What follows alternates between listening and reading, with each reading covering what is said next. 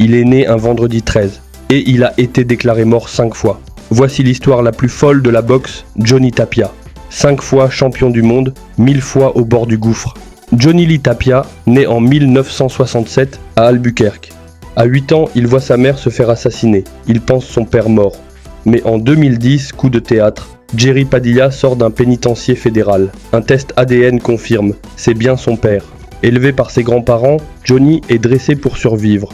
Son grand-père, Miguel Tapia, ancien champion amateur, lui apprend à boxer. Mais ses oncles, eux, l'obligent à se battre contre des ados, parient sur lui et le frappent s'il perd. Tapia vit une enfance d'une brutalité inimaginable. À l'âge adulte, c'est une guerre contre la drogue, l'alcool et ses propres démons. Il fait 5 overdoses, déclaré cliniquement mort à plusieurs reprises. Il tente de se suicider plusieurs fois, mais Johnny continue de boxer. Il devient une légende. En 1994, il épouse Teresa. Ils ont 3 enfants, mais les cicatrices restent. En 2012, à 45 ans, Johnny est retrouvé mort. Pas d'overdose. Crise cardiaque, complications liées à l'hépatite C, il prenait des médicaments pour son trouble bipolaire. Teresa le dira en conférence de presse, « Mon mari n'est pas mort d'une overdose ». Dans son autobiographie Mi Vida Loca, il écrivait « J'ai été riche, puis ruiné, célèbre, puis tristement célèbre. Suis-je chanceux ou maudit ?»